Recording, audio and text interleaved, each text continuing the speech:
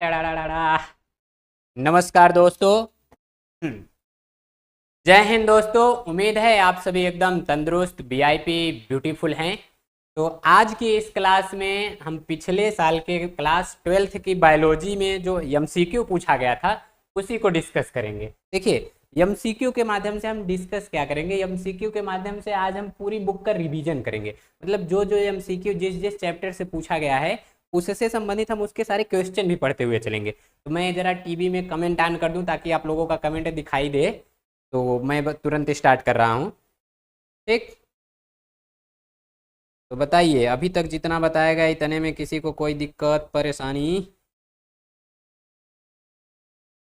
अच्छा, आप लोगों का जो सवाल, रोशन पटेल, हेलो सर। हेलो रोशन, क्या हाल है? बस बस बस, मैं भी स्टार्ट कर दूं ताकि मेरा भी चलता रहे इधर। Good evening sir, good evening, good evening सभी को, गुड इवनिंग।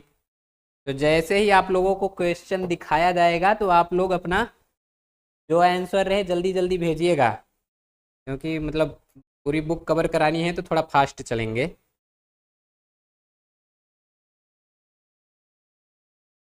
चलिए, तो ज़रा एक बार सब लोग बता दीजिए, सबकी वॉइस और जो जो मतलब वीडियो वॉइस सब क्लियर है? या बताइए ज़रा, वीडियो वॉइस सब एकदम क्लियर, तंदुरुस्त? चलिए तभी स्टार्ट करते हैं। तो ये रहा आप सभी के लिए पहला क्वेश्चन फ्री का। करोड़पति नहीं खेल रहे, नहीं तो पैसे कह रहा था। तो देखिए, पहले क्वेश्चन में यहाँ पूछा क्या गया है। ये सब जो है ना, पहले तो मैं 2000 लिखा का है नहीं जा रहा है भैया, कौन सा? अच्छा, ब्लैक वाला। तो पहले जो 2000 आपके 24 में पूछे गए थे, ठीक, यानी पिछले साल जो जो पूछा गया था वो सब का मैं एमसीक्यू ले लिया हूँ। सातों सेट का वो सॉल्व करा दे रहा हूँ, प्लस कुछ क्वेश्चन पिछले साल के भी हैं। तो पहला क्वेश्चन है यहाँ, एपिटम का कार्य होता है। ऑप्शन ए में है पराग कणों का पोषण, ऑप्शन बी में है पराग कणों का निर्माण, ऑप्शन सी में है अंतःस्तर यानी इंडोथीलियल का निर्माण, ऑप्शन डी में है पराग कणों को नष्ट करना। तो ऑप्शन ऑप्शन अगर ना दिखाई दे रहा हो तो बताते रहिएगा साथ में। ठीक, एकदम ये थोड़ा इतना देखें कितना बढ़िया चल रहा है। हाँ, अभी को मस्त चल रहा है। अच्छा, ये बताइए कौन सा बढ़िया दिखाई दे रहा है, नीला वाला कि काला वाला? जो बढ़िया दिखाई दे रहा हो उसी से लिखें। देखिए, यहाँ मैं लिख दिया हूँ ये नीला से, और यहाँ लिख दिया हूँ ये, नहीं, ये काला से, ये नीला से, कौन सा बढ़िया दिखाई दे रहा है? तो पहला क्वेश्चन क्या पूछा गया है, दिखाई दे रहा है सबको ना? हाँ जी, एकदम बढ़िया एचडी में दिखाई दे रहा है। तो पहला क्वेश्चन क्या है, एपिटम का कार्य होता है। तो याद रखिएगा, जो पराग कण होते हैं, क्या होते हैं? पराग कण। अच्छा, इस करिया पर तो करिया पता नहीं चलेगा, लेकिन ये नीला वाला, अच्छा एक को मैं नीला छोड़ो, एक को वाइट कर दे रहा हूँ। आ जाओ नीला भैया, वाइट हो जाओ ताकि इस पर चलो तुम। ठीक, चलने लगा। हम्म, चलिए, देखिए, जो पराग कण होता है, क्या होता है? पराग कण। इस पराग कण में अगर देखा जाए तो परत कितनी पाई जाती है? 4 ठो। कितनी? 4 ठो।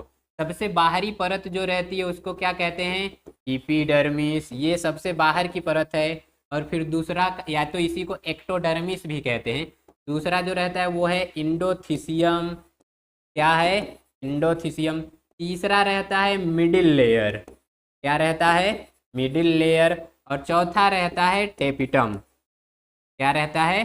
टेपिटम है। ठीक, तो ये जो टेपिटम है, ये सबसे आंतरिक लेयर, इस तरह से सबसे आंतरिक लेयर रहती है, और इसी के अंदर बनते हैं गुरु बीजाणु मातृ कोशिकाएं। ठीक, या कह लीजिए इसी के अंदर पराग कण बनते हैं। तो ये जो पराग कण बन रहे हैं, एपिटम उनको पोषण प्रदान करता है। क्या करता है?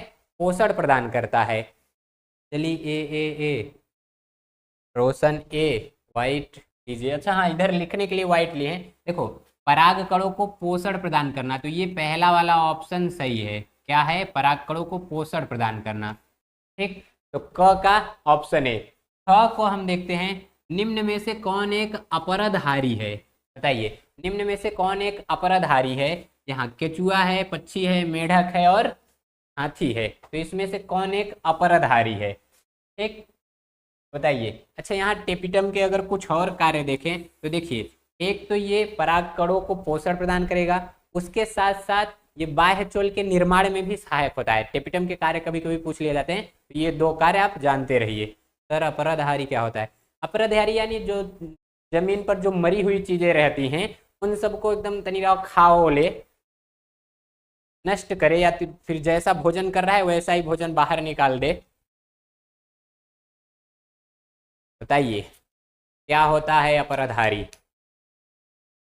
जी सर, जल्दी जल्दी देखिए। तो इसका ऑप्शन क्या हो जाएगा? केचुआ। क्या हो जाएगा? केचुआ। यही होता है अपराधारी। अब आप लोग अगर पढ़े हों पारिस्थितिकी तंत्र, क्या? पारिस्थितिक तंत्र, तो आप लोगों ने वहां देखा होगा कि जो पारिस्थितिक तंत्र के घटक होते हैं, क्या? पारिस्थितिक तंत्र के घटक, थोड़ा और पतला हो जाओ।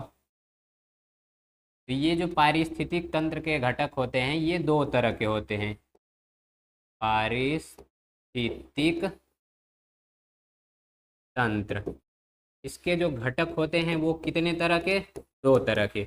एक होते हैं अजैविक, क्या होता है?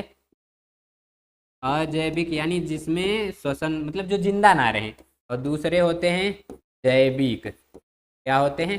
जैविक। अजैविक में क्या क्या आ जाएगा? तो इसमें वर्षा आ जाता है, ताप आ जाएगा, पानी आ जाएगी, मृदा यानी मिट्टी आ जाएगी। लेकिन जैविक में तीन तरह के होते हैं। कितने तरह के? तीन। पहला है उत्पादक, यानी जो भोजन को प्रकाश संश्लेषण करके बनाएगा, इसमें हरे पौधे आ जाएंगे। दूसरा उपभोक्ता, यानी कि जो खाएगा उसको, क्या आएगा? उपभोक्ता। चल जाओ जी, उपभोक्ता।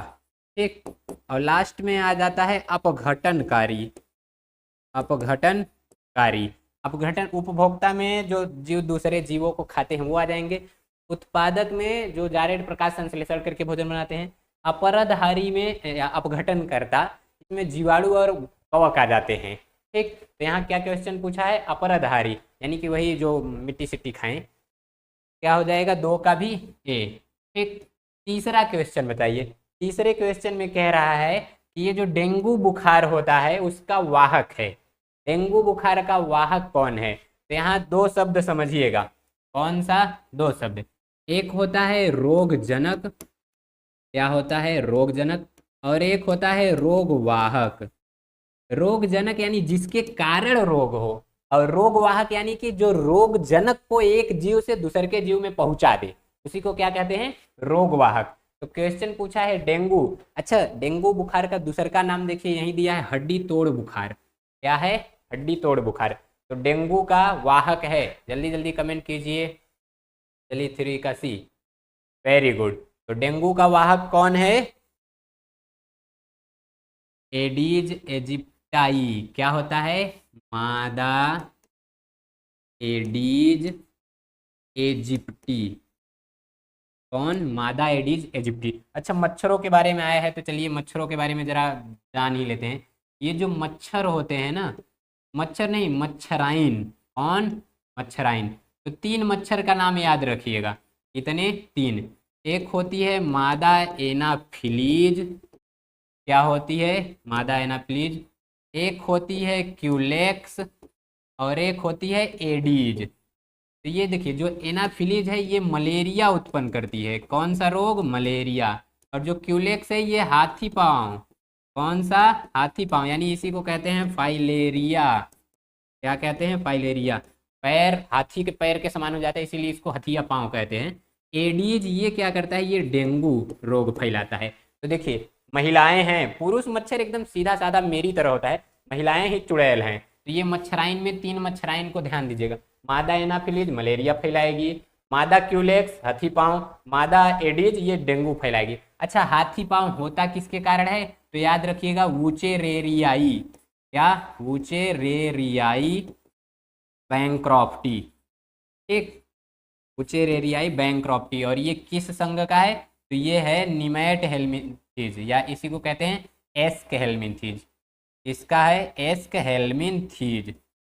एस्केहेलमिन्थेस। एक बार क्वेश्चन पूछा था कि जो हाथी पाँव है ये जो उत्पन्न करता है वो किस संघ का है, तो वो है एस्केहेलमिन्थेस, या उसी को कहते हैं निमेटोडा। ये लिखा जाओ जी। ठीक, चलिए आ जाते हैं अपने क्वेश्चन पर। तो कौन सा ऑप्शन सही हो जाएगा? एडीज। अगला क्वेश्चन, कौन सा एंजाइम डीएनए को विशिष्ट स्थान से काटता है? कहाँ से? विशिष्ट स्थान से, यानी जो भी डीएनए का टुकड़ा हो गया, उसके न्यूक्लियोटाइड हो गए, उसके विशिष्ट स्थान से कौन सा एंजाइम काटेगा? जल्दी जल्दी बताइए, बोलिए जल्दी जल्दी। ठीक, चलिए मिटा देता हूं मैं एक बड़का वाला, आ जाओ। ठीक को सही है, जल्दी जल्दी बताइए। डीएनए को विशिष्ट स्थानों से कौन सा एंजाइम काटेगा? ये देखिए, ये क्या हो गया, ये है कोई डीएनए। भैया ठीक, चलिए बताइए। इसके विशिष्ट स्थान से, मान लीजिए हमको यहाँ से यहाँ तक का ये जो डीएनए का खंड है इसको काटना है, तो कौन सा एंजाइम उपयोग करेंगे? जल्दी बताइए। 4 का ए, वेरी गुड। ये जो पॉलीमरेज होता है ना, ये डीएनए के निर्माण में हेल्प करता है। कहाँ हेल्प करता है? डीएनए के निर्माण में। ये जो एक्सो न्यूक्लियस होता है ना, ये डीएनए को टुकड़ों में तोड़ देता है, यानी डीएनए को तोड़ देता है। बीच से कौन तोड़ देता है? ये जो न्यूक्लियोटाइड, न्यूक्लियेज, एक्सो न्यूक्लियस है। लेकिन ये जो एंडो न्यूक्लियस है, ऑप्शन यही सही होगा। कौन सा? Endo nucleus. एक होता है रेस्ट्रिक्शन एंडोन्यूक्लियेज। क्या होता है? रेस्ट्रिक्शन एंडोन्यूक्लियेज। तो ये जो लाइगेज है, ये डीएनए को टुकड़े को जोड़ता है। क्या करता है? जोड़ता है। ठीक, क्या करेगा? जोड़ता है। किसको जोड़ेगा? डीएनए खंड को। तोड़ेगा? एंडोन्यूक्लियस। अच्छा, विशेष स्थान से तोड़ेगा? एंडोन्यूक्लियस। बिचवा में से धड़ाक दे तोड़ देगा? एक्सोन्यूक्लियस। अगला क्वेश्चन देखिए क्या कहा गया है। आप लोग हैं ना? चलिए ठीक है। 2 का कम है, शुक्राणु को पोषण प्रदान करने वाली कोशिकाओं का नाम लिखिए। बताइए। क्वेश्चन सब देख लीजिए और धड़ाधड़ कमेंट कीजिए। शुक्राणु को पोषण प्रदान करने वाली कोशिकाओं का नाम, एमटीपी और जेडआईएफटी का क्या नाम होता है? जल्दी जल्दी। शुक्राणु को पोषण प्रदान करने वाली कोशिकाओं का नाम बताइए जल्दी से। प्रचार आ गया क्या जी? जब प्रचार प्रचार आए तो आप लोग स्किप वाला ऑप्शन आ जाए तो स्किप कर दीजिएगा। तो शुक्राणु को पोषण प्रदान करती है सरटोली कोशिका। कौन सी कोशिका? सरटोली सेल। और तो और क्या कहा है? एमटीपी का फुल फॉर्म। किसका? एमटीपी। तो एमटीपी का फुल फॉर्म होता है, देखिए क्या है? एमटीपी। तो एम से होता है मेडिकल। ठीक, टी से टर्मिनेशन, टर्मिनेशन ऑफ, पी से प्रेगनेंसी। क्या होता है? Medical termination of pregnancy. और एक है जेडआईएफटी, इसका मतलब होता है जाइगोट। आई से इंट्रा, एफ से फैलोपियन और टी से ट्रांसफर। ठीक, क्या? मेडिकल, एमटीपी का मेडिकल टर्मिनेशन ऑफ प्रेगनेंसी, जेडआईएफटी का जाइगोट इंट्रा फैलोपियन ट्रांसफर। और अगला क्या है? मेडिकल का, ये एमटीपी का मेडिकल टर्मिनेशन ऑफ प्रेगनेंसी। बहुत सही। ये होता क्या है एमटीपी? तो जब किसी महिला की इच्छा से उसका एबॉर्शन कर दें, यानी उसके गर्भ को गिरा दें, उसी को कहते हैं एमटीपी। ये विशेष कंडीशन में कराया जाता है, जैसे भ्रूण को कोई रोग हो जाए, या भ्रूण की वजह से माता को कोई रोग हो जाए, प्रेगनेंसी की वजह किसी को भी रोग हो जाए, किसी का जान खतरे में रहे, या फिर जो वो गर्भ निरोधक विधियां प्रयोग करें वो असफल हो जाए, या रेप के कंडीशन में, तभी एमटीपी कराया जाता है। जेडआईएफटी क्या होता है? मादा से लेते हैं अंडाणु, पुरुष से लेते हैं शुक्राणु, लैब में फ्यूजन करा देंगे, और जब जाइगोट बन जाता है तो उसको मादा के गर्भाशय में अंतररोपित कर देते हैं। इसी को कहते हैं जेडआईएफटी। तो जो महिलाओं में बांझपन पाया जाता है, ये उनके लिए बांझपन को दूर करने की एक विधि है। बताइए, अनुवंशिकता की इकाई। बहुत सही, बहुत बढ़िया क्वेश्चन है। अनुवंशिकता की इकाई कमेंट कीजिए, और बताना है अनुवंशिक कूट यानी कि जेनेटिक कोडान की संख्या कितनी होती है। ठीक, और वाहित मल क्या है? जल्दी जल्दी बताइए। पहले अनुवंशिकता की इकाई, zygote intra Fallopian tube. Fallopian tube नहीं, फलोपियन ट्रांसफर होता है। ठीक, अनुवंशिक की इकाई जीन। Very good. अनुवंशिक की इकाई क्या होती है? जीन। ठीक, देखिए अगर आप देखेंगे, जो त्वचा हो गई, या कह लीजिए जो शरीर हो गया, शरीर किसका बना है? कोशिका का। कोशिका में क्या है, केंद्रक। देखिए जो बॉडी होती है, बॉडी ये किसकी बनी है, ये बनी है आर्गन की यानी कि अंग की। और इस आर्गन ये किसका बना होता है, टीशू का। और ये टीशू किसका बना होता है, सेल का। सेल के अंदर क्या होता है, न्यूक्लियस। न्यूक्लियस में क्या पाया जाएगा, क्रोमोसोम यानी गुणसूत्र। और इसी गुणसूत्रवा को अगर हम लंबा कर देंगे तो वो क्या बन जाएगा, डीएनए। डीएनए का छोटा सा खंड क्या रहता है, जीन। यही कराता है लक्षणों की वंशागति। इसीलिए इसको कहते हैं आनुवंशिकता की इकाई। बोलो कोई दिक्कत नहीं। आनुवंशिक में कोडान की संख्या 3 होती है। देखो क्या कहा गया है, आनुवंशिक कूट में कितने कोडान त्रिक होते हैं। मतलब जितने भी आनुवंशिक कूट होते हैं उसमें जो आरएनए रहता है, क्या आरएनए, इसी के जो न्यूक्लियोटाइड रहते हैं वो 4 ठो रहते हैं। अगर इसी का क्यूब कर दो तो क्या होगा, 4 × 4 × 4 यानी कि 4 चौक 16 चौका 64। तो टोटल कोडान कितने रहेंगे, 64। कितने कोडान रहेंगे, 64। 64 कोडान मिलके ये 20 अमीनो अम्ल को कोड करते हैं। वाहित मल क्या है, तो वाहित मल यानी कि जो पानी के साथ किसी एक्सक्रेटरी प्रोडक्ट को मिला दे तो वही कहलाता है वाहित मल। हम लोगों का जो एक्सक्रेटरी बेस्ड प्रोडक्ट है वही जल के साथ मिल जाए तो वही क्या कहलाता है, वाहित मल। ये तो था पहला पेज। बढ़ते हैं अगले पेज की तरफ। इस पेज का पहला क्वेश्चन का है, क्वेश्चन सुनिए। आवृतबीजी पौधों का भ्रूणपोष होता है। भ्रूणपोष ध्यान से सुनिएगा, अंग्रेजी में कहते हैं उसको इंडोस्पर्म। क्या कहते हैं, इंडोस्पर्म। ये होता है तो ऑप्शन में है अगुणित, द्विगुणित, त्रिगुणित, बहुगुणित। अगुणित यानी हेप्लॉइड, डिप्लॉइड, ट्रिप्लॉइड और पॉलीप्लॉइड। बताइए क्या होता है।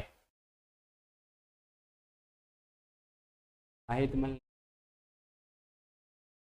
अच्छा वाहित मल बता दिए, जब भी एक्सक्रेटरी बेस्ड प्रोडक्ट पानी के साथ मिल जाए वही वाहित मल कहलाता है।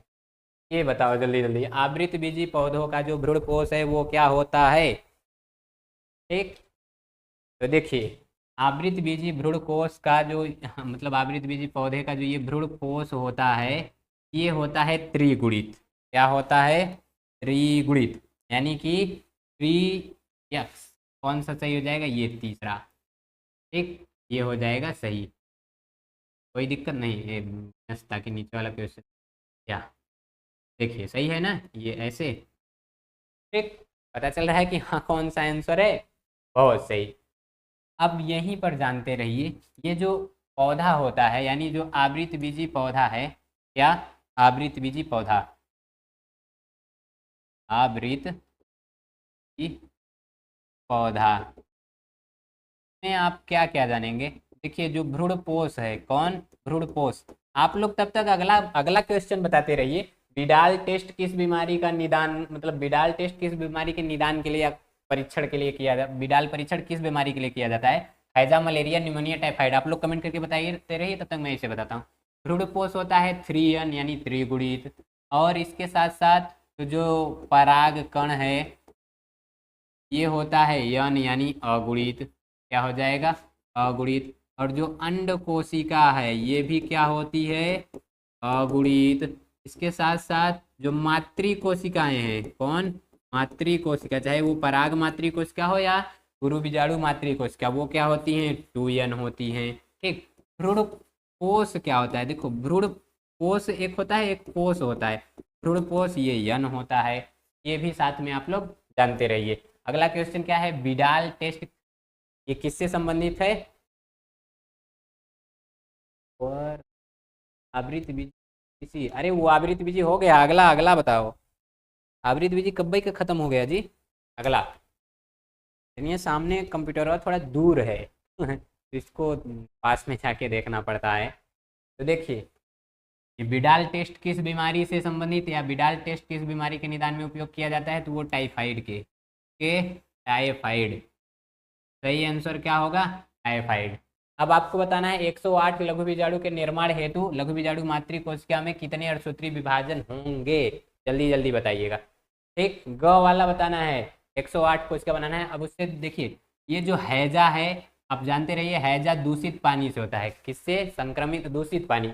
मलेरिया, तो मलेरिया के बारे में आपको बताएगा, ये जो मलेरिया होती है, कौन, मलेरिया। तो ये मलेरिया होता किससे है? मच्छराइन के कारण। इसका रोगवाहक कौन है? मादा एनाफ्लीज। कौन है?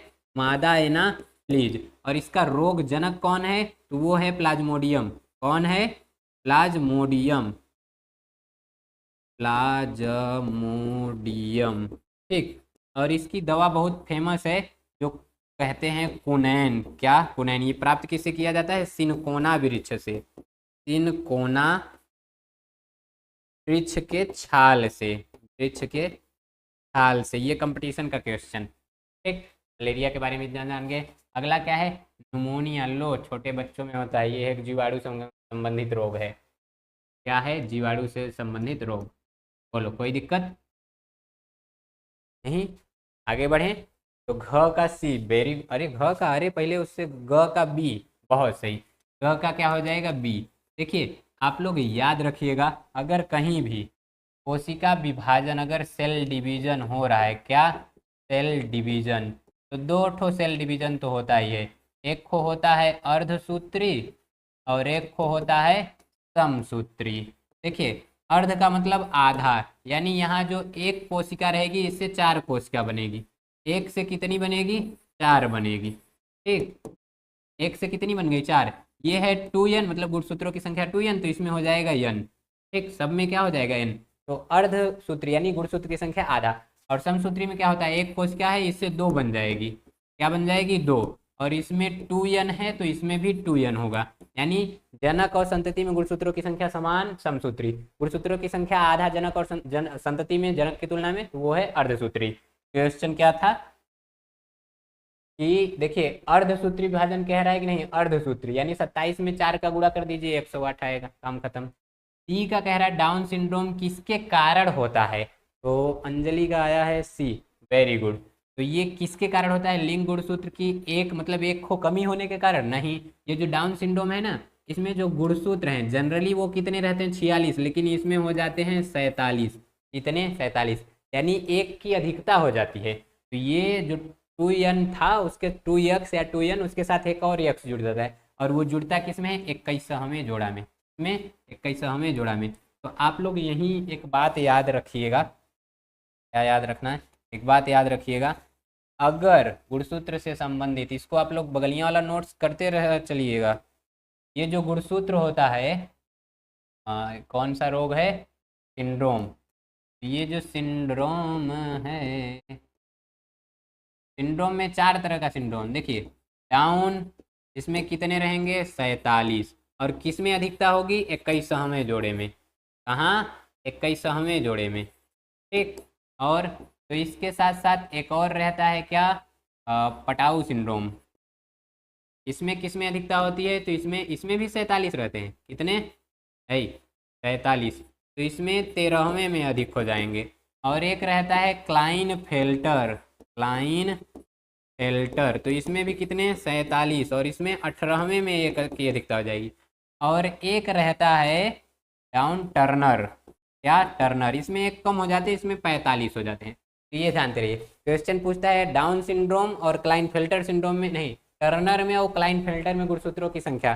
तो टर्नर में 47, टर्नर में 45, क्लाइन फेल्टर में 47, पटाऊ में 47, डाउन में 47। तीनों में 47। 21वें जोड़े में एक बढ़ जाएगा डाउन में, 13वें में पटाऊ में, और 18वें में क्लाइन फिल्टर। कोई दिक्कत नहीं। तो ऑप्शन कौन सा सही था? ये।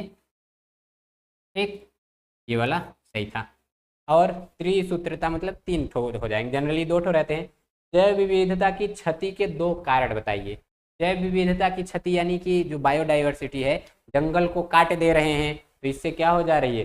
जैव विविधता हमारे लोगों की प्रभावित हो जा रही है। जैसे ही जंगल अगर काटेंगे, तो जंगल काटने की वजह से ऑक्सीजन जो मिलता था उसमें भी कमी आ गई। फल फूल वो भी कम मिलेंगे। और उसके साथ साथ तो जो वर्षा होती थी, पेड़ों की वजह से होती हुई वर्षा होती है, वो भी कम हो जाएगी। एक मानव में किसी एक लिंग संलग्न अप्रभावी विकार यानी रोग का नाम लिखना है। तो यहाँ मैं लिख दे रहा हूँ हीमोफीलिया। क्या? हीमोफीलिया। कमेंट करो जरा, हीमोफीलिया सबसे पहले किसको हुआ था? बढ़िया से। हीमोफीलिया सबसे पहले किसको हुआ था? जल्दी जल्दी बताइए। एक, कोई दिक्कत आया है क्या सर? रहा है।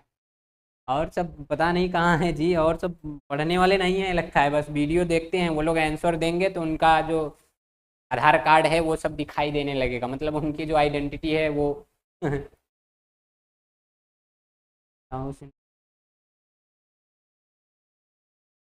रानी बैक्टीरिया। अरे रानी बैक्टीरिया नहीं, रानी विक्टोरिया। कौन? रानी विक्टोरिया। देखो, यहाँ इन सब में केवल बस इतना याद रखना है कि गुणसूत्रों की एक को अधिकता हो जाएगी, जितना जानोगे सब में एक अधिकता हो जाएगी, एक को छोड़कर। नाम याद रखो, टर्नर। टर्नर में एक कम, बाकी सब में एक ज्यादा। ठीक। आईयूडी का पूरा नाम, किसका? आईयूडी का। तो आईयूडी का पूरा नाम होता है इंट्रा, यू का यूटेरिन, और डी का डिवाइसेस। क्या? Intra यूटेरिन devices. नाइट्रोजन स्थिरीकरण के लिए उत्तरदार किन्हीं दो नीलहरी शैवाल? तो नास्टाक, एनाबेना। क्या? नास्टाक और एनाबेना। एनाबीना रहता है। और लास्ट में क्या है? जेल इलेक्ट्रोफोरेसिस क्या होता है? तो जेल इलेक्ट्रोफोरेसिस ये एक टेक्निक है, समझ लो। ये कोई है मशीन, इस मशीन में डीएनए के टुकड़े रख दिए जाएंगे। ये यहाँ पर हैं डीएनए के टुकड़े, ठीक, बड़े छोटे सभी से मिले रहते हैं। तो जब भी यहाँ मतलब इलेक्ट्रिक प्रवाहित किया जाता है, तो जो छोटे टुकड़े हैं आगे बढ़ के और ये इस तरह से ऐसे भागने लगते हैं, इसी को कहते हैं जेल इलेक्ट्रोफोरेसिस। ठीक, डीएनए पे माइनस होता है तो प्लस की तरफ भागेगा, इधर माइनस। बोलो, कोई दिक्कत? यही है जेल इलेक्ट्रोफोरेसिस। वो सब क्वेश्चन हो गया, ये वाला सब। अगले स्लाइड पर बढ़ते हैं। अगला है जी, तो आगे, हाँ, कह रहा है कौन सा नाइट्रोजनी क्षार डीएनए में उपस्थित नहीं होता? ध्यान से देखना, थाइमिन, यूरेसिल, एडेनिन और गुआनिन। कौन सा नाइट्रोजनी क्षार डीएनए में? ट्राइयूटेरिन डिवाइसेस, वेरी गुड। तो कौन सा नाइट्रोजनी क्षार जो डीएनए होता है, डीएनए, इसके जो नाइट्रोजनी क्षार होते हैं, क्या? नाइट्रोजनी क्षार। तो एक तो प्यूरीन रहेगा, और दूसरा क्या रहता है? पीरीमिडीन। प्यूरीन और पीरीमिडीन। इसमें क्या आ जाता है? एडिनिन और गुआनिन। और इसमें क्या आ जाता है? साइटोसिन और थाइमिन। तो इससे थाइमिन, कौन सा? Thymine, cytosine, adenine, guanine. चलो, थाइमिन ये तो होता है, एडिनिन होता है, गुआनिन होता है, लेकिन यूरेसिल ना होता। कौन सा ऑप्शन हो जाएगा? ऑप्शन दूसरा का। बोलो। और अगर यहीं आरएनए की बात की जाए, इसकी बात की जाए आरएनए की, तो इसमें क्या रहता है? एडिनिन रहेगा, गुआनिन रहेगा, साइटोसिन रहेगा, उसी की जगह यूरेसिल। यूरेसिल रहा आरएनए, थाइमिन रहा डीएनए। ठीक। डीएनए का पूरा नाम जरा कमेंट में बताओ। क का बी, वेरी गुड। ख का, मेंडल ने अपने प्रयोग में कितने विपरीत लक्षणों का सम्मिलित किया? मेंडल ने अपने प्रयोग में टोटल 7 लक्षणों को सम्मिलित किया। कितने? 7। देखो यहाँ एक बात लिखा है, विपरीत लक्षण, मतलब जैसे अगर मैं लंबाई का लक्षण ले रहा हूँ, क्या? लंबाई, तो ये तो लक्षण है। अब लंबाई में दो हो सकते हैं ना, एक तो लंबा हो सकता है, मतलब जिसकी लंबाई ज़्यादा, और एक तो बौना हो सकता है। ठीक, तो ये विपरीत लक्षण है। बौना मतलब गिच्ची कर, लंबा मतलब बड़ा कर, ये विपरीत लक्षण। बोलो, कोई दिक्कत, परेशानी, घबराहट, झंझनाहट नहीं? तो अगले का देखते हैं। ख, ग नहीं, ख नहीं, ग, तांत्र कोशिका अरक्तता। सीधा सा हिंदी मतलब अंग्रेजी इसका जानना, सिकल सेल एनीमिया। क्या? Sickle cell anaemia, sickle cell anaemia. तो बताओ, सिकल सेल एनीमिया किस उत्परिवर्तन का उदाहरण है? अब उसमें बिंदु उत्परिवर्तन, विलोपन, सुगुणता, स्थानांतरण, किसका उदाहरण है? म्यूटेशन। जल्दी जल्दी बताओ, कमेंट करो, कमेंट करो, जल्दी जल्दी। भाई कहाँ आ गया? ये तुम वही हो, काहे तुम भागे आ रहे हो? बहुत सही। तो सही है। बताइए, जल्दी जल्दी बताइए, उधर जो पूछा गया।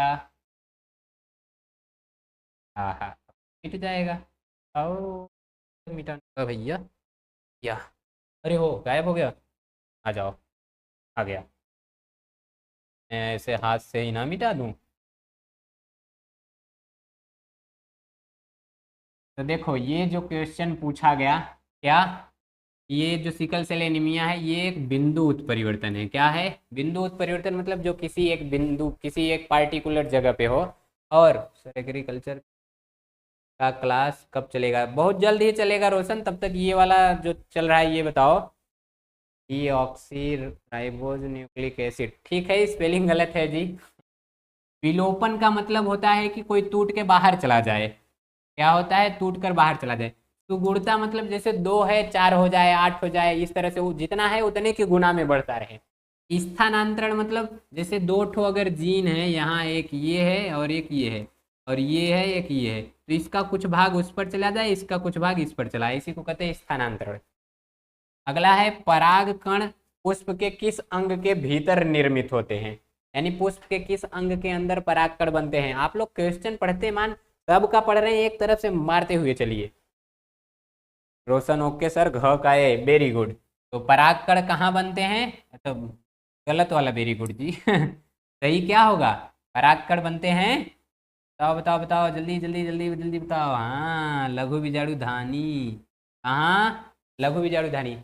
आप लोगों को पता है कि परागकण बनते हैं पराग कोश में। कहाँ बनते हैं? पराग कोश में।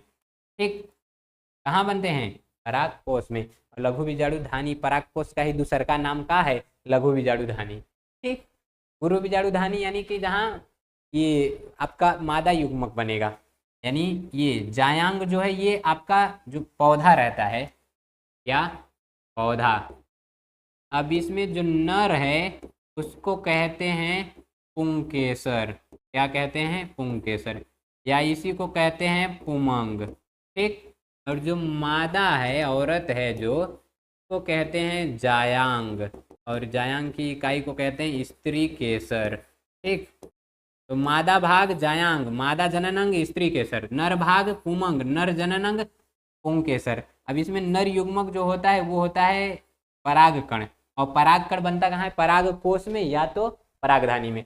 मादा युग्मक यानी अंड कोशिका, कौन? अंड सेल। ठीक, अंड सेल बनता कहाँ है? ये अंडाशय में बनता है। कहाँ बनेगा? अंडाशय। ठीक है, क्लियर इतना? मलेरिया रोग का संचरण किस जीव के कारण होता है? तो अभी तो बताया गया। मलेरिया रोग कौन फैलाता है? मादा एनाफ्लिज मच्छराइन, मच्छर मत कहिएगा, मच्छराइन। पीसीआर संकेतक्षर का पूरा रूप लिखिए। पीसीआर यानी कि पीसीआर का पूरा नाम लिखना है, देखिए है, मिल जाओ जी, जल्दी जल्दी आप लोग भी जरा कमेंट कीजिए।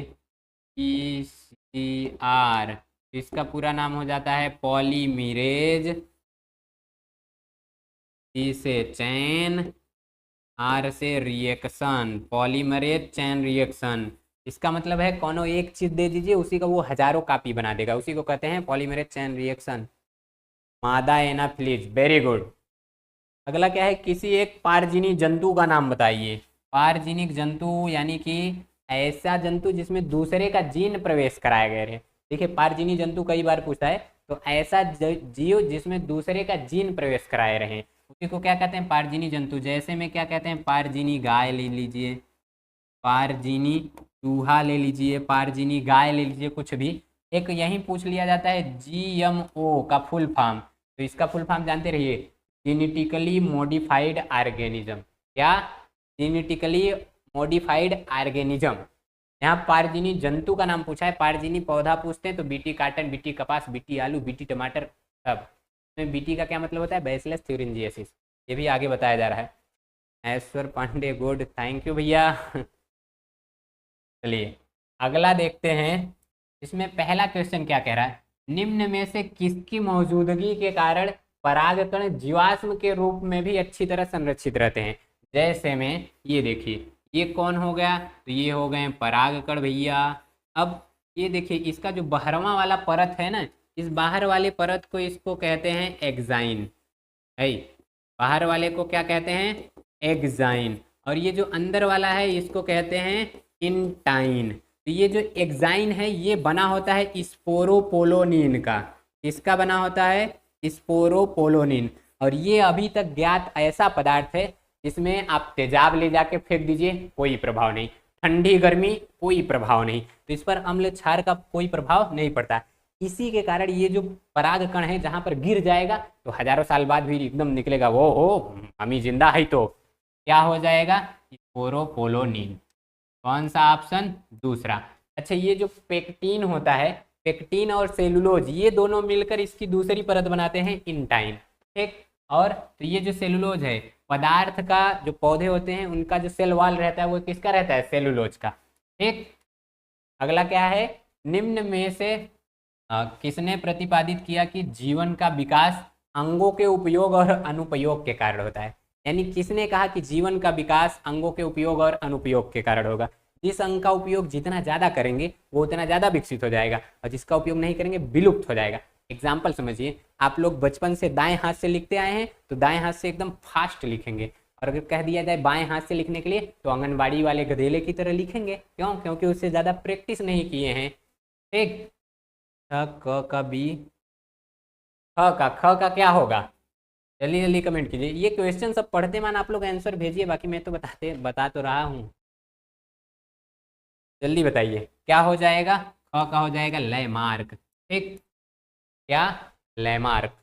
अच्छा, लैमार्क एक पुस्तक लिखे थे जिसे कहते हैं फिलोसफी जूलॉजिका, जैव विकास से संबंधित अपना वो उसमें थियरी दिए थे। डार्विन लिखे थे ओरिजिन ऑफ स्पीसीज, और ह्यूगो डिब्रीज तो ये म्यूटेशन के बारे में बताए थे। मेंडल का जब नियमों अपना दे के मर गए तो बाद में कार्ल कोलेंस, ह्यूगो डिब्रीज और शेरमार्क, यही तीनों लोग मिलके तो खोजे थे। तो ऑप्शन सही क्या हो जाएगा, तो इसका सही ऑप्शन हो जाएगा लैमार्क। अगला है, निम्न में से कौन एक गैर संक्रामक रोग है। संक्रामक रोग मतलब जो एक लोगों में से दूसरे के लोगों में फैल जाए, तो टच करें तो उसको भी हो जाए। गैर संक्रामक यानी कि जो एक लोगों में हुआ है तो दूसरे लोगों को ना फैले। ठीक, तो जल्दी जल्दी बताइए। Shivam, hi sir, Radhe Krishna, Radhe Krishna Shivam, Radhe Krishna. कहे, अरे अगला बताइए, एक बार क्वेश्चन पढ़ लिए, अगला पढ़कर बताते रहिए। बाकी यहाँ जो जो मैं बता रहा हूँ वो आपकी थियरी बता रहा हूँ, आंसर आपको बताना है, थियरी मैं बता रहा हूँ। बोलो, कोई दिक्कत? तो इसका क्या हो जाएगा, गैर संक्रामक रोग यानी जो छुआछूत से ना फैले, तो इसमें आ जाता है कैंसर। क्या, कैंसर। अच्छा, कैंसर होता किसके कारण है, ये कोशिकाओं के अनियंत्रित विभाजन के कारण होता है। इसके कारण, अनियंत्रित विभाजन के कारण। तो यहीं आप लोग जानते रहिए, अगला क्वेश्चन पढ़ के बताते रहिए, तब तक मैं कैंसर के बारे में थोड़ा बता दूं। ये जो कैंसर होता है इसके 2 स्टेज होते हैं। अब पिक्चर वाला देखकर 3 स्टेप मत बताइएगा। ये जो कैंसर होता है ये कितने टाइप का होता है, 2। ठीक, तो एक होता है मेलिग्नेंट, क्या होता है, मेलिग्नेंट, और एक होता है बिनाइन। क्या होता है, बिनाइन।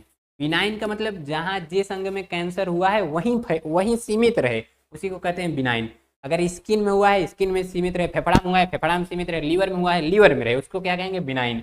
अगर वही वहां से दूसरे अंगों में भी फैल गया, ब्लड में मिलके पूरे शरीर में फैल गया, तो उसको कहते हैं मेलिग्नेंट। अगर ये कैंसर जिसको हुआ है वो ठीक हो जाएगा, चमड़ा में हुआ चमड़ा काट के निकलवा दो, सही हो जाएगा। लेकिन अगर बिनाइन वाला कैंसर हुआ तो तुम भगवान से मिलोगे, बढ़िया एकदम डायरेक्ट मीटिंग हो गई। Yamraj, how are you, Yamraj कहेंगे यू आर डेथ।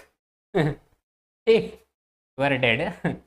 बिनाइन और मैलिग्नेंट। अच्छा, कैंसर की जब जिस किसी को हो जाता है दवा ववा चलता है ना, पार और झड़ने लगता है, इससे पहले बड़वा गंजा कर देते हैं। तो कई पिक्चर में देखेंगे हीरोइनिया को गंजा कर देते हैं, हीरोइनिया टकली हो जाती है तो गद्दारा उसे बेकार लगती है।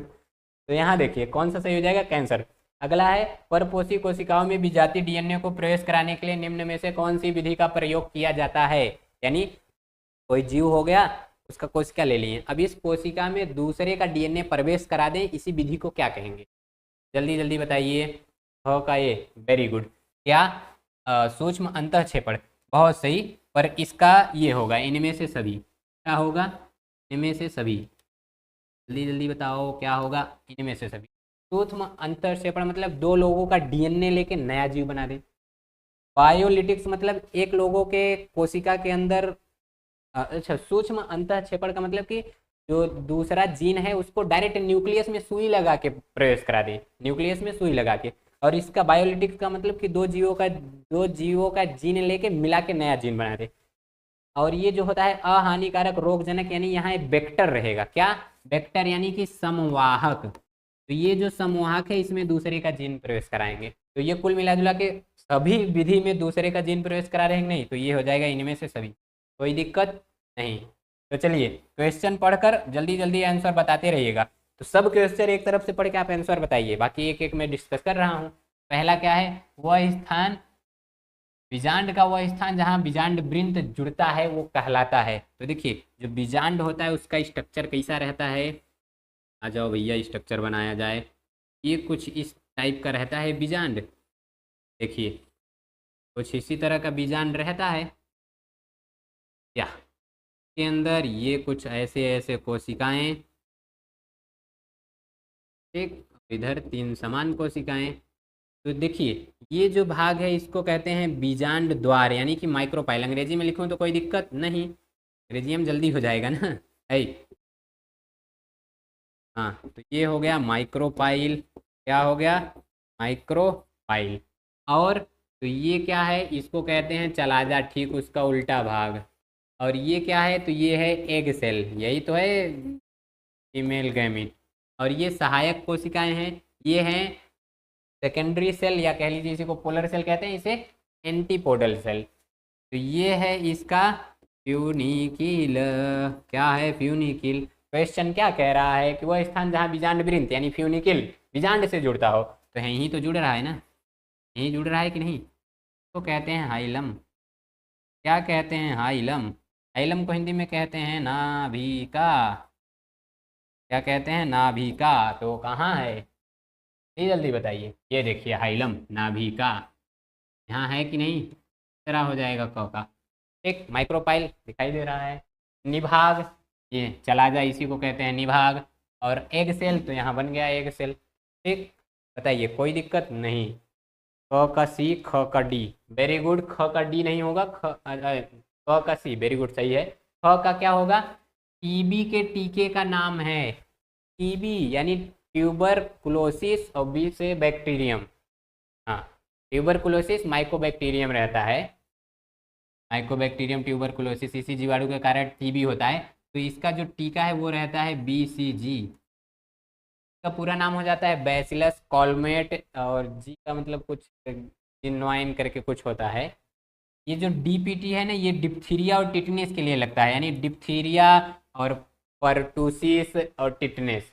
OPD यानी कि ओरल, पी का मतलब polio, oral polio virus vaccine हो जाता है। तो ये कौन सा सही हो जाएगा, BCG। ठीक, पहला ही होगा, नहीं चौथा नहीं। ग का ए हैं, एक लोग ग का ए, एक लोग ग का डी। ठीक है, देखिए क्या कहा जा रहा है, भारत में रामदेव मिश्रा को किस विषय का जनक कहा जाता है। तो अनुवंशिक का जनक तो भारत में है नहीं, वो तो है मेंडल चचा। और जैव विकास इवोल्यूशन का तो ये तो डार्विन को कहा जाता है। और ये जो जैव प्रौद्योगिकी बायोटेक्नोलॉजी हो गया, बायोटेक्नोलॉजी का ख्याल नहीं आ रहा है, लेकिन ये जो ऑप्शन क्वेश्चन है उसका आंसर पारिस्थितिक। ठीक, रामदेव मिश्रा पारिस्थितिक में करते क्या है, इसमें पर्यावरण का जीव के साथ संबंध के बारे में पढ़ते हैं, जैविक घटक, अजैविक घटक, उत्पादक अपघटक, ये सभी पढ़ते हैं। ठीक है, अगला है जेनेटिक इंजीनियरिंग का उपयोग किस में किया जाता है, चिकित्सा में, कृषि में, परजीवी जीव में, इसमें से सभी। तो इसमें से सभी कितना सरल है। जेनेटिक इंजीनियरिंग यानी वही जब DNA में छेड़छाड़ करके दूसरे के DNA से मिला के नया DNA बना दे। जैसे मान लीजिए कोई लड़का है, अब उसमें गुण है कि वो बहुत लंबा हो रहा है, उसका DNA लेके किसी लड़की में, लड़की इतनी बड़ी रहती है, किसी लड़की के DNA में प्रवेश करा दी, पता लगा दुतल्ला इतनी बड़ी लड़की हो गई। बात करने के लिए फोन लगाएंगे, हाँ नीचे देखो, खाना जाओ खा लो। कितना बढ़िया रहेगा। अगला देखते हैं, प्रकाश संश्लेषण में, प्रकाश संश्लेषण के दौरान कौन सी क्रिया, मतलब कौन सी वो गैस मुक्त होती है। तो प्रकाश संश्लेषण की अब क्रिया क्या होती है, मिट जाओ जी। देखिए प्रकाश संश्लेषण में होता क्या है, ये CO2 प्लस में लिए H2O, ये जैसे ही सूर्य के प्रकाश की उपस्थिति में मिलते हैं, कहाँ, जहाँ पर्णहरिम रहता है, कहाँ पर्णहरिम है, तो जहाँ पर्णहरिम रहता है यानी हरे वाले भाग में, ये बन जाता है C6H12O6, और प्लस में O2 प्लस में H2O, ये 6 ठो और ये भी 6 ठो, और ये 12 ठो लिए हैं, ये 6 ठो लिए हैं। तो कौन सी गैस मुक्त होती है, ऑक्सीजन। कौन सी मुक्त होगी, ऑक्सीजन। हम लोग छोड़ेंगे, पेड़ पौधे लेंगे, बदले में कहेंगे यार तुम बड़े कितने अच्छे हो, तुम तो हमको गैस ऑक्सीजन दे दिए। नहीं, हम लोग CO2 छोड़ेंगे, वो पेड़ पौधे लेंगे, पेड़ पौधे ऑक्सीजन छोड़ेंगे, वो हम लेंगे, आदान प्रदान चलता रहता है। इसी तरह आप लोग भी एक दूसरे के साथ मिल कर रहिएगा।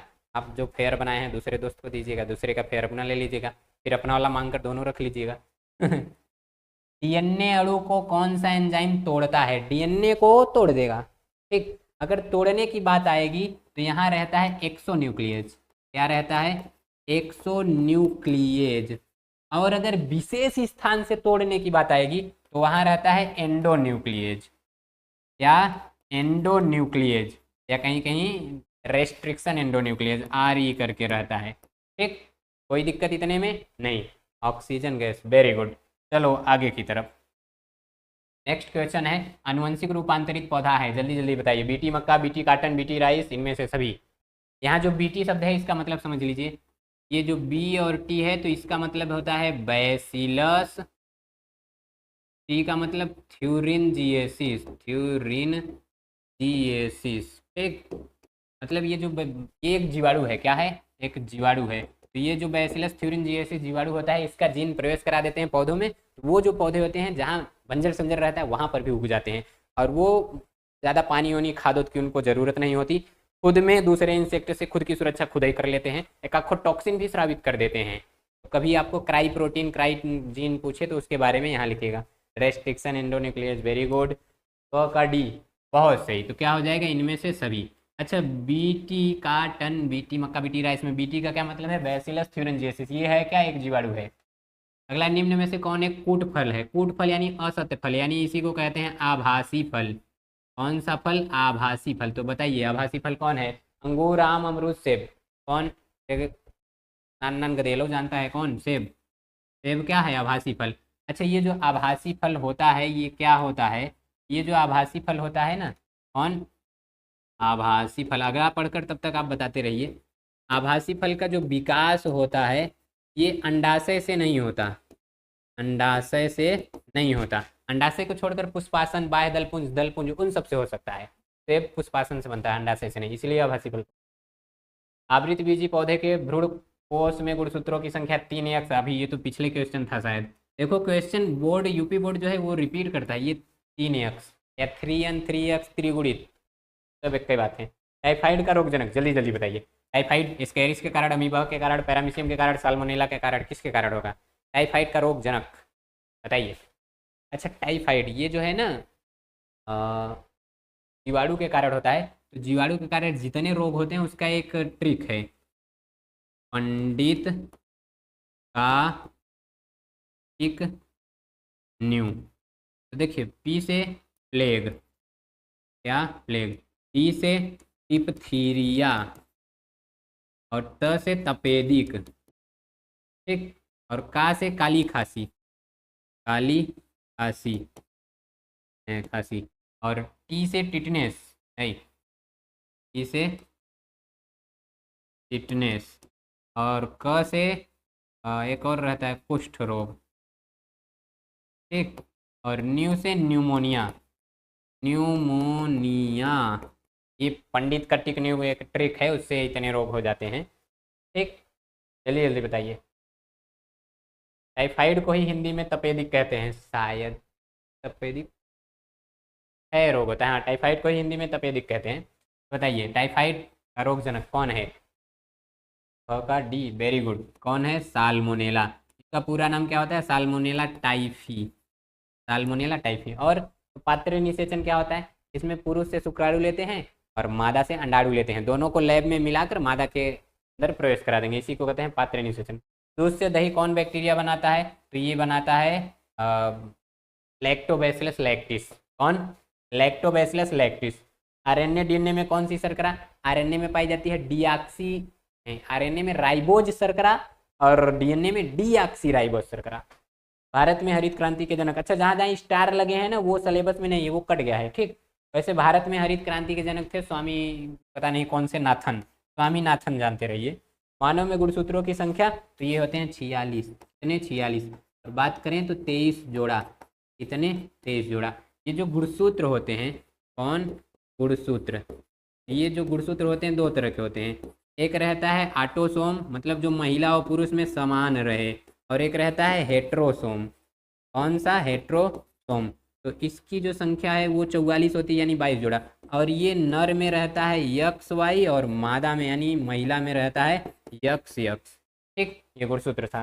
चलिए बढ़ते हैं अगले क्वेश्चन की तरफ। अगला क्वेश्चन है, बैक्टीरिया द्वारा किण्वित फूले आटे का उभरा हुआ रूप कौन सी गैस बनने के कारण होता है? तो जल्दी जल्दी बताते रहिए। स्वामी का पता नहीं कौन से स्वामीनाथन थे। SK news lactose bacillus.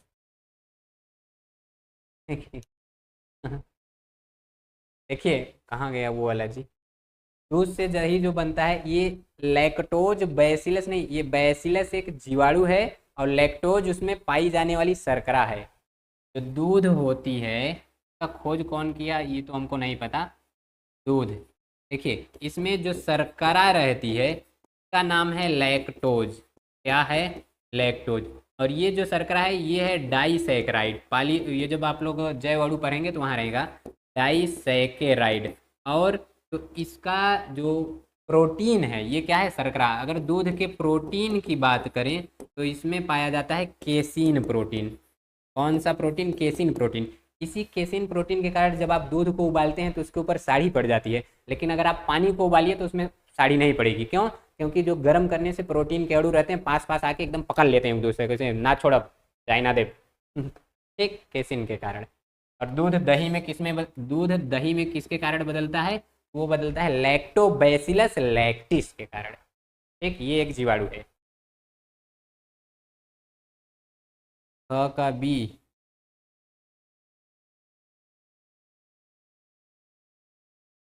अरे चलिए इधर देखिए कहाँ गया जी। कहाँ थे हम? हाँ।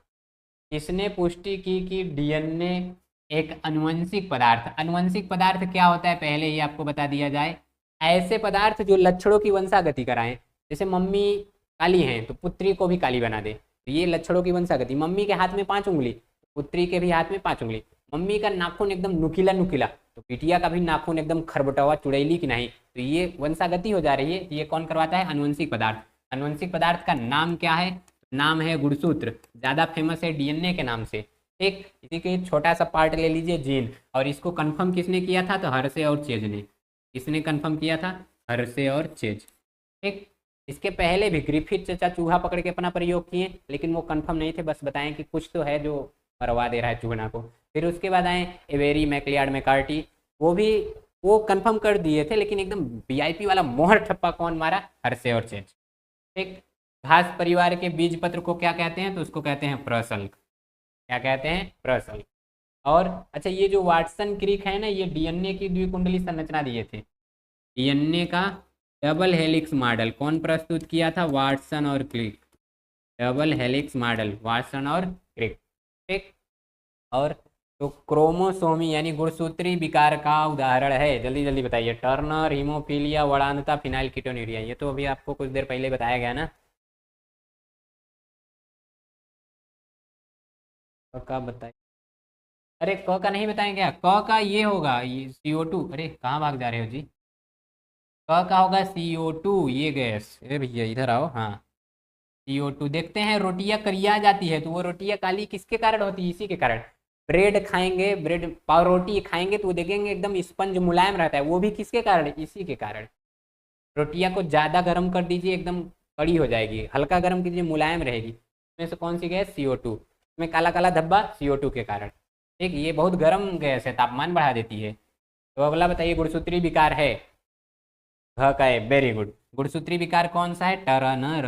कौन? टर्नर। वड़ांधता में क्या होता है? वड़ांधता यानी कलर ब्लाइंडनेस। इसमें रेड और ग्रीन में अंतर नहीं कर पाएंगे, तो ये जो रहते हैं इनको सेना में या फिर रेलवे ड्राइवर पायलट वायलट नहीं बनाते। पता चला लोको पायलट बना दिए और चला रहे हैं ट्रेन, आगे ललका सिग्नल दिया और मस्त से गए, उधरियों से एक ट्रेन आई मस्त मिल के ले हले महल बना दिए, मंदिर की तरह से ऊंचा कर दिए। हीमोफीलिया जो होता है ये क्या होता है? ये हीमोफीलिया में आपको अगर कहीं चोट लग जाए तो ब्लड का थक्का नहीं जमता। हीमोफीलिया में ब्लड का थक्का नहीं जमेगा। सबसे पहले किसको हुआ था? महारानी विक्टोरिया को। ये तो आप लोग जानते ही हैं, इस पर वीडियो भी अपलोड है। फिनाइल कीटोन्यूरिया में जो पेशाब है वो गंध मारने लगता है, इसमें फिनाइल एलिनिन की कमी हो जाती है। तो सही ऑप्शन क्या हो जाएगा? Turner syndrome. बताइए कोई दिक्कत परेशानी? ऑप्शन सही टर्नर। इसी में होता क्या है? गुणसूत्र की क्या होती है? अधिकता या कमी? कमेंट करके बताइए, अभी कुछ देर पहले बताए हैं। कितने गुणसूत्र पाए जाते हैं टर्नर में? अगला कह रहा है कौन सा एंजाइम डीएनए को विशिष्ट स्थान से काटता है। देखिए किसकी बात आई, विशिष्ट स्थान। विशिष्ट स्थान से जब भी कहा जाए तो नाम क्या बताएंगे, एंडोन्यूक्लियेज। अच्छा ये लाइगेज क्या करेगा, तो लाइगेज जोड़ता है। ये क्या करता है, डीएनए खंडों को जोड़ता है, ठीक। और ये पॉलीमरेज क्या करेगा, तो ये डीएनए निर्माण में सहायक होता है, डीएनए निर्माण में सहायक। और ये एक्सोन्यूक्लियस क्या करेगा, ये टुकड़ा में तोड़ देगा, टुकड़ा में तोड़ देगा। और विशेष स्थान से तोड़ेगा, एक 45 वेरी गुड, बहुत सही। ठीक है आगे की तरफ बढ़ते हैं, अगला क्वेश्चन तो ये आधा ही हुआ है जी। निम्नलिखित में से कौन सा एक आभासी फल नहीं है। देखिए वहां था और यहाँ नहीं है, बताइए कौन सा आभासी फल नहीं है। सेब, स्ट्रॉबेरी, अखरोट, आम। और आगे का क्वेश्चन, चलिए पहले ये बता लीजिए। अब आप थोड़ा जल्दी जल्दी कीजिए, मैं भी थोड़ा जल्दी जल्दी स्पीड बढ़ाऊँ। उमर जी सर जी, रेस्ट्रिक्शन एंजाइम, जी सर। चलिए मैं अपना स्पीड बढ़ाता हूँ, क्वेश्चन पढ़ के डायरेक्ट आंसर, आप लोग भी देखते रहिए। तो इसमें कौन सा आभासी फल नहीं है, आम है, क्योंकि इसका विकास अंडाशय से होता है। और यहाँ का क्या गया है, प्रोटीन संश्लेषण के लिए आरंभन। स्टार्टिंग कोडान कौन होता है, तो स्टार्टिंग कोडान कहते हैं, स्टार्टिंग कोडान। तो स्टार्टिंग कोडान होता है AUG। और जो स्टाप कोडान, कौन स्टाप कोडान रहते हैं, UAA, UAG, चलो जी ये लिखाओ जी, UAG और UGA, ये तीन रहते हैं स्टाप कोडान। तो इसका क्या कह रहा है, आरंभन कोडान, ये पहला AUG, क्या AUG। अगला निम्नलिखित में से कौन सा एक, जो ये तो कट गया है फिलहाल, इसका हो जाएगा वाहितमल, कट गया है। इसमें देखिए घड़ियाल का पुनर्वास, ये जो कुकरैल है लखनऊ में है। और टेपिटम कहाँ स्थित होता है, कमेंट करके बताइए जल्दी से, टेपिटम कहाँ स्थित होता है, इसके कार्य ये भी बता चुका हूँ। मेंडल ने अपना मटर के विपरीत, अरे ये तो साथ आया था। और किस पैथोजन के कारण हाथी पाँव होता है, तो आप जानते हैं वुचेरेरियाई, क्या वुचेरेरियाई बैंक्रॉफ्टी, इसी के कारण होता है हाथी पाँव, ठीक। एडीज मच्छर उसको एक दूसरे से, एक जीव से दूसरे जीव में ले जाती है। अगला दोहरा निषेचन किस में होता है, तो ये एंजियोस्पर्म में होता है, इसी का तो ये विशेष लक्षण है। दोहरा निषेचन में होता क्या है, देखिए ये जो डबल फर्टिलाइजेशन है, इसमें एक नर युग्मक किसके साथ मिलता है, अंड कोशिका के साथ, अंड कोशिका, और क्या बनाता है, युग्मनज, युग्मनज। लेकिन जो दूसर का नर युग्मक रहता है, कौन, दूसर का, ये हो गया मेल गैमिट, ये किससे मिलता है, ध्रुवी कोशिका। जो दूसरा है इधर नर युग्मक, ये ध्रुवी कोशिका से मिलकर, ध्रुवी सेल से मिलकर क्या बनाता है, भ्रूणपोष। तो इस तरह दो बार निषेचन हो रहा है, इसी को कहते हैं दोहरा निषेचन। विषाणु का आनुवंशिक पदार्थ है, तो वो डीएनए आरएनए दोनों हो सकते हैं, डीएनए या आरएनए, ठीक। सामान्यतः जीवों का क्या होता है, डीएनए। विषाणु, बैक्टीरिया और बैक्टीरियोफोजी, उसमें रहता है आरएनए। श्वेत रुधिर कणिकाओं के अति उत्पादन मतलब उसके ज़्यादा बनने से परिणाम स्वरूप होता है। तो जब भी देखिए, पहले तो जो रक्त होते हैं, तीन का नाम जान लीजिए, कौन, रक्त, इसमें कितने नाम, तीन। एक तो जान लीजिए RBC, दूसर का है WBC, और तीसर का है PT प्लेटलेट्स। तो इसमें क्या कह रहा है, WBC यानी श्वेत रुधिर कणिकाएं। अगर ये ज़्यादा हुआ, देखिए एक कंडीशन में क्या लिख रहा हूँ मैं, ऐसे का मतलब ज़्यादा, तो हो जाता है ल्यूकीमिया। कौन सा रोग, ल्यूकीमिया, ये एक प्रकार का कैंसर है, ठीक। और अगर ये कम हुआ तो हो जाता है ल्यूकोसाइटोपिनिया, ल्यूकोसाइटोपिनिया, ठीक। और अगर RBC में हीमोग्लोबिन की कमी हुई तो हो जाता है एनीमिया, क्या, एनीमिया। प्लेटलेट्स की अगर कमी हुई तो थ्रोम्बोसाइटोपिनिया, कमी हुई तो थ्रोम्बोसाइटोपिनिया, अधिकता हो गई तो थ्रोम्बोसाइटोसिस, ठीक। तो ऑप्शन क्या हो जाएगा, ल्यूकीमिया। कौन सा, ल्यूकीमिया। हीमोफीलिया में क्या होता है, पिछले बता दिए। थ्रोम्बोसाइटोपिनिया में इसमें प्लेटलेट्स की कमी हो जाती है, और अगर अधिकता हुई तो थ्रोम्बोसाइटोसिस। डीएनए का रासायनिक चाकू, तो ये ट्रांसक्रिप्टेज, पॉलीमरेज, लाइगेज, एंडोन्यूक्लियस को, इसको एंडोन्यूक्लियस। चाकू मतलब क्या काटेगा ना, तो एंडोन्यूक्लियस काट देता है उसको विशेष स्थान से। एवं ग का, अरे घ तक हम बता दिए जी, आगे चलो। अभी कई पेज हैं जी। आवृत बीजी पौधे का भ्रूणकोश होता है त्रिगुणित, ऐसे तो सब मंगोलियन जड़ता, ये सब कई समय में एकल, कई समय में एकाधिक सूत्रा। हाँ, एकाधिक सूत्रा मतलब एक अधिक हो जाता है।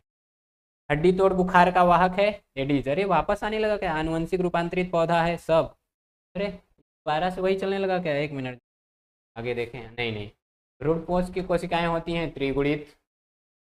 क्या होती हैं, त्रिगुणित। मेंडल ने एकल क्रॉस का मटर का पौधा किया, उसमें क्या कहा, लंबा बौना। यहाँ देखिए फिनोटाइप पूछ रहा है, मतलब जो दिखाई दे, तीन एक होता है। ये है फिनोटाइप और ये है जीनोटाइप। ये क्या है, जीनोटाइप। और मेंडल का जो दूसर का डाई हाइब्रिड क्रॉस वाला था उसका फिनोटाइप बताइए, स्वतंत्र विहन के नियम का फिनोटाइप। तो टाइफाइड का रोगजनक साल्मोनेला टाइफी, साल्मोनेला टाइफी। एक अमीबा के कारण, यानी अमीबा अनियमित आकार लेता है तो पेचिस ओचिस दबा देता है। एस्कैरिस के कारण एस्कैरिएसिस होता है। प्लाज्मोडियम के कारण मलेरिया होता है। क्या होगा, मलेरिया। और इसके कारण तो इसके नमूने में एस्कैरिएसिस जोड़ दीजिए, वही रोग हो जाता है। ठीक, आगे बढ़ते हैं। कितना टाइम हुआ जी, जरा एक आध लोग कमेंट कीजिए कितना टाइम हुआ अभी। टाइम क्या हो रहा है। चलिए जरा समझते हैं। जल परागित पादप का नाम बताइए, किसमें जल परागण होता है। देखिए हाइड्रिला है, मटर है, नेबुआ है, कोई नहीं है।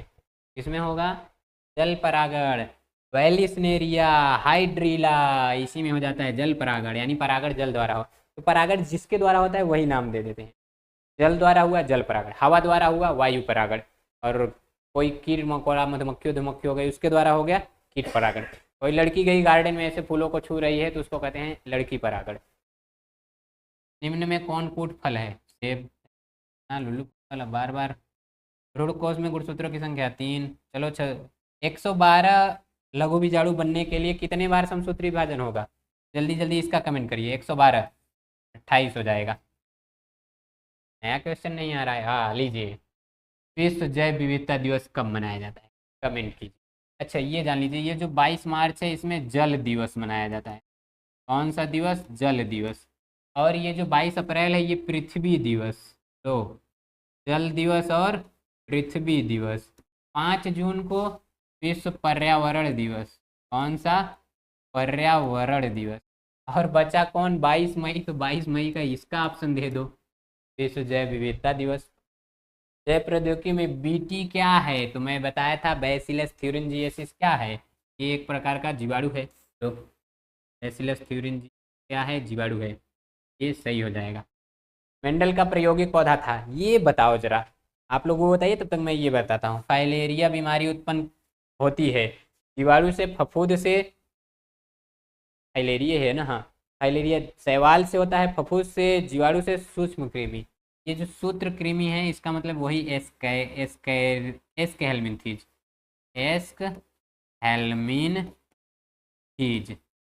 ठीक, और इसी में कौन सा फाइलेरिया, यानी कि नाम क्या हो जाता है, ऊचेरेरियाई। कौन, ऊचेरेरियाई बैंक्रॉफ्टी, ये इसी में आ जाता है। एस्क हेलमिनथीज, निमेट हेलमिनथीज या निमेटोडा उसी का नाम है। तो जल्दी बताइए मेंडल का प्रायोगिक पौधा कौन सा था, तो कहे बहुत सही, गार्डन पी। क्या था, गार्डन पी। एक कुछ लोग ये मीठी पी, तो जब मटर में मेथी वेथी मिला के बनाते हैं उसका नाम मीठी मटर रहता है। क्या था, उद्यान मटर, गार्डन पी। उसका वैज्ञानिक नाम जरा कमेंट कीजिए, तो मटर का वैज्ञानिक नाम जल्दी जल्दी भेजिए। लो, जेनेटिक इंजीनियरिंग का उपयोग किया जाता है बेकरी में, यानी जहाँ ब्रेड और ब्रेड पाव और रोटी बनता है। प्रतिजैविक यानी पेनिसिलिन ओलिसिलिन के निर्माण में, इंसुलिन के निर्माण में, इनमें ये होता क्या है, जेनेटिक इंजीनियरिंग। तो इधर कोई जीव हो गया, इधर कोई जीव हो गया, इसका डीएनए ले लिए, इसका डीएनए ले लिए, दोनों को जोड़कर एक नया डीएनए बना लिए। इसको कहते हैं रिकॉम्बिनेंट डीएनए। क्या कहते हैं, रिकॉम्बिनेंट डीएनए। अब इसी डीएनए को एक जीवाणु में प्रवेश करा देंगे। लो ये कोई जीवाणु है, इसी में ये प्रवेश करा दिए। अब इसी का मल्टीपल कॉपी बन जाएगा। लो बहुत सी कॉपी बन गई। इसी को क्या कहते हैं, बायोटेक्नोलॉजी। अब इसी को भर के बोतल में बेचेंगे, तो भैया मेरा जीवाणु खरीद लो, इसी को कहते हैं तो इससे इंसुलिन भी बनाया जाता है, कई प्रकार की दवाइयाँ, प्रतिजैविक, बेकरी वकरी में से सभी। अगला है निभाग पाया जाता है परागकण में, भ्रूणपोष में, उपरोक्त सभी में, बीजांड में। निभाग अभी कुछ देर पहले ही बताए हैं, जल्दी बताइए। परागकण खुद कहाँ पाया जाता है? परागकोश में। ये खुद कहाँ रहता है? पराग कोश में, परोग नहीं, पराग। ठीक। और भ्रूणकोश ये तो द्विनिषेचन के बाद बनता है, और किससे बनता है? ये बनता है ध्रुवी कोशिका से। किससे? ध्रुवी कोशिका से। उपयुक्त सभी काट दो, बीजांड ऑप्शन सही हो जाएगा। ठीक। खाद्य श्रृंखला में मनुष्य है उत्पादक, अपघटनकर्ता, उपभोक्ता। उत्पादक मतलब जो प्रकाश संश्लेषण करे। क्या करे? प्रकाश संश्लेषण। ठीक। और इसमें हरे पौधे आ जाएंगे। उपभोक्ता मतलब जो दूसरे भोजन के लिए दूसरे पर निर्भर रहे। Sativum, very good, Pisum sativum. Spelling गलत कर रहे हो सब लोग। अब अपघटन करता मतलब जब मर जाए तो उसको वो चाल चुल के मिट्टी में मिला दे। मनुष्य क्या है? उपभोक्ता है, दूसरे पर भोजन के लिए निर्भर रहता है। क्या पुरुष से संबंधित है? ट्यूबेक्टोमी, वैसेक्टोमी, गोलियां, उपयुक्त में से कोई नहीं। तो गोलियां मतलब बंदूक का गोली मत समझ लेना, यहाँ पील्स। पील्स यानी वो जो गर्भ निरोधक गोलियां होती हैं उसकी बात की जा रही है। वैसेक्टोमी। ठीक। दोनों का हिंदी में नसबंदी नलबंदी कहते हैं। तो बताइए वंशागति की इकाई, तो ये तो जीन हो जाएगी। ठीक। अभी कुछ देर पहले बताया गया ना, वंशागति की इकाई जीन। तो पुरुष से संबंधित है ये वैसेक्टोमी। वैसेक्टोमी में वास डिफरेंस काट कर बांध देते हैं। क्या? वास डिफरेंस काट कर बांध देते हैं, जिससे वो बंद हो जाता है। और ट्यूबेक्टोमी में EFT यानी फलोपियन ट्यूब काट के बांध देते हैं, तो ये उसमें होता है वैसेक्टोमी। कोई दिक्कत परेशानी नहीं? तो कहे वेरी गुड। ठीक है। हाँ, कहाँ चला गया? जाओ, मंत्र आ गया। क्या सही हो जाएगा? जीन। अगला 23 में देखिए, अनिषेक जनन होता है। अनिषेक जनन यानी कि बिना निषेचन के नया जीव बन जाए। तो पता नहीं क्या क्या नाम आ रहा है इसमें से, आप क्या जानते हैं जल्दी बताइए। मधुमक्खी, बहुत सही। क्या हो जाएगा? मधुमक्खी। में अनिषेक जनन होता है। और मधुमक्खी में लिंग निर्धारण कैसे होता है? चैनल पे वीडियो है 8-10 मिनट का, जाकर देख लीजिए बढ़िया से। आगे चलते हैं। निम्नलिखित में से कौन सा कथन प्रभाविता के नियम के लिए सही है? प्रभाविता का नियम क्या था? जब एक लक्षण को ध्यान में रखकर क्रॉस कराते हैं तो जो लक्षण दिखाई देता है प्रभावी लक्षण, जो नहीं दिखाई देता अप्रभावी लक्षण। कह रहा है कारक जोड़े में होते हैं। सही बात, कैपिटल टी स्मॉल टी। लक्षणों का निर्धारण कारक नामक विविक्त डिस्क्रीट इकाइयों द्वारा होता है। हाँ, वही कैपिटल टी स्मॉल टी। यदि कारक जोड़े के दो सदस्य असमान हो तो इनमें से एक दूसरे कारक पर प्रभावी होता है। हाँ, सही बात है। जैसे अगर कैपिटल टी स्मॉल टी लिखा गया तो ये प्रभावी है, ये नहीं प्रभावी है। और उपयुक्त सभी, तो इसका क्या हो जाएगा? उपयुक्त सभी। सही, ये ऑप्शन सही। एक मेंडल कितने नियम दिए थे? कमेंट करके बताइए, मेंडल कितना नियम दिए थे? मधुमक्खी, बहुत सही। यानी तेजी तेजी से बोलो जी। निम्नलिखित में से कौन पादप के साथ सहजीवी संबंध बनाता है? राइजोबियम लेग्यूमिनोसेरम, तो ये दलहनी फसल के साथ बनाता है। किसके साथ? दलहनी फसल के साथ। और ये जो माइकोराइजा है, माइकोराइजा किसके साथ बनाता है? तो देखिए ये रहता है माइकोराइजा बराबर क्या होता है? तो ये कवक रहेगा और प्लस उच्च पादप की जड़ रहेगी। उच्च पादप की जड़ दोनों मिल जाएंगी तो क्या बन जाएगा? माइकोराइजा। यानी कौन सा सही हो जाएगा? चौथा, 1 और 2। कौन सा एंजाइम डीएनए को विशिष्ट जानता है? तार की कितना बार पूछे, हमें लगा था ये बार यहाँ ये पूछ न ले भाई, इतना यहाँ होता है। सेल के 3 नियम थे, वेरी गुड। एक्सोन्यूक्लियस, एंडोन्यूक्लियस, लो। तो कई बार पूछा गया भाई, हाईलाइटेड क्वेश्चन रहा पिछली बार का। चलिए, एंड्रोजन स्रावित होता है। बहुत कंफ्यूजिंग टॉपिक है। देखिए 2 हार्मोन आप जानते रहिए, एक नहीं जानते रहिए। नर में रहता है टेस्टोस्टिरान। ये करता क्या है? तो ये शुक्राणु का निर्माण करवाएगा और प्लस में शुक्राणु का निर्माण और प्लस में क्या करवाता है? परिपक्व बनाएगा, उसको लैंगिक रूप से परिपक्व बनाता है। देखिए यहाँ पर एक है एंड्रोजन, एंड्रोजन नाम समझिए जरा बढ़िया से, और एक होता है एस्ट्रोजन, एस्ट्रोजन। तो देखिए अगर लिखूं मैं AN आएगा, कुछ हो ई से स्टार्ट हो चाहे जिसे, अगर AN आ रहा है तो लास्ट में क्या है? न। और न से क्या हो जाएगा, नर। क्या हो जाएगा, नर। ठीक, तो ये जो नर होता है, 1 मिनट रुक जाइए, तनिक फोन आ रहा है। चलिए अभी सही है। तो ये जो नर होता है, इसमें कौन सा रहेगा, एंड्रोजन। और अगर मैं यहाँ से एस, देखिए एस, एस मतलब क्या होता है, गदही। ठीक, और गदही कौन होती है, मादा। तो मादा में कौन, एस्ट्रोजन, नर में कौन, एंड्रोजन। तो क्या कह रहा है, एंड्रोजन स्रावित करती हैं, तो ये स्रावित करेंगी लेडिग सेल। कौन, लेडिग सेल। ठीक है। रीसड़ में दो तरह की कोशिकाएं रहती हैं, एक स्पर्मेटोगोनिया जो शुक्राणु का निर्माण करती है, एक सर्टोली सेल जो उसको भोजन वोजन पोषण देगी। लेकिन एक तीसरी भी प्रकार की कोशिका होती है, अंतराली कोशिका या लेडिग सेल, वही एंड्रोजन और टेस्टोस्टेरोन का स्राव करती है। कौन सा आनुवंशिक विकार 21वें में, लो हलो अभी कितनी बार पूछेगा जी, डाउन। एक, निम्नलिखित में से थैलेसीमिया, ये सब तो सब जानते ही। क्लाइन फिल्टर में 18वें जोड़ा में, टर्नर में एक है कम, उधर हो ज़्यादा इधर हो ज़्यादा। निम्नलिखित में से किस रोग की पुष्टि के लिए Widal test, Widal test typhoid की टेस्ट के लिए। अनुवंशिक रूपांतरित के संबंध में कौन सा कथन सत्य है। अनुवंशिक रूपांतरित फसल को सूखा और ठंड के प्रति अधिक सहिष्णुता है, वेरी गुड, सही है। अनुवंशिक रूपांतरित रासायनिक कीटनाशकों पर निर्भर नहीं करता, ये भी बात सही है, कम निर्भर करता है। अनुवंशिक रूपांतरित पौधा में पौष्टिक स्तर की वृद्धि किया जाता है, बहुत सही। तो इसका सही क्या हो जाएगा, चौथा। जल्दी जल्दी बताइए, सही है, बहुत सही, 28। तो देखिए, शैवाल में अलैंगिक जनन छोड़ दीजिए, नहीं कट गया है। नर, देखिए मधुमक्खी में नर का विकास होता है, मधुमक्खी में जो नर का विकास होता है वो होता है अनिषेचित अंडे से। किससे, अनिषेचित अंडे से, इसीलिए इसमें अनिषेक जनन होता है। इफ्को आंदोलन ये भी कट गया है। वैसे ये हुआ था कहाँ, ये सिक्किम उक्किम के गढ़वाल जिले में, टिहरी गढ़वाल। तो यहाँ देखिए ये क्या कह रहा है, निम्नलिखित, नहीं, जेनेटिक इंजीनियरिंग का उपयोग तो ये वैक्सीन निर्माण, कृषि, चिकित्सा सब में होता है। ठीक, आगे बढ़ जाइए। जीवों का अस्तित्व में सबसे बड़ा खतरा है वनों की कटाई। वनों की कटाई से क्या होगा, एक तो वर्षा नहीं होगी, दूसर का वर्षा नहीं होगी, उसके साथ साथ जो निवास रहेगा वो खत्म हो जाएगा, और उसके साथ साथ आपको जो फल मिलता है वो भी खत्म हो जाएगा, ऑक्सीजन मिलता है वो भी खत्म हो जाएगा, घटा रहता है। निम्नलिखित में से कीट परागण होता है अंजीर में, इसमें अंजीर में, हाइड्रीला में जल परागण, और गेहूं में, गेहूं में होता है वायु परागण, और गुड़हल में तो इसमें स्व परागण होता है। ठीक, आगे चलिए लीजिए। अनिषेक जनन मधुमक्खी में होता है, ये तो हो गया। और प्रतिजैविक को मुख्यतया प्राप्त किया जाता है जीवाणुओं से और कवक से, जीवाणु व कवक। ठीक, और कोई क्वेश्चन हो नहीं, खत्म, बहुत सही, लीजिए हो गया सब।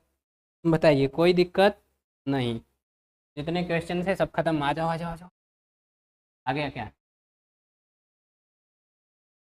अगर अब आप लोग चैप्टर वाइज पढ़ना चाहते हैं कि हाँ सर जी अब मैं चैप्टर मतलब पहला दूसरा तीसरा हर एक चैप्टर वाइज पढ़ना चाहते हैं, तो आप लोग जैसे वीडियो में अपलोड कर दूंगा या किसी वीडियो में जाकर धड़धड़ा के कमेंट कर दीजिएगा कि हाँ सर चैप्टर वाइज पढ़ना है और किस चैप्टर से पढ़ना है वो भी लिख दीजिएगा। अगर आप सभी को पीडीएफ चाहिए, क्या चाहिए, पीडीएफ, एक मिनट सर, पीडीएफ चाहिए तो आप सभी लोग इस नंबर पर कांटेक्ट कर लीजिएगा, मेरी टेक्निकल टीम आप सभी को पीडीएफ भेज देगी। ठीक, जो भी चैप्टर आप लोग बताएंगे, तो कोई दिक्कत परेशानी नहीं। ठीक, तो आज के लिए इतना बहुत है, अगर चैप्टर वाइज पढ़ना है तो कमेंट करके बता दीजिएगा। तो आप सभी से मिला जाएगा अगले वीडियो में, तब तक के लिए सभी को जय हिंद, टाटा, बाय बाय।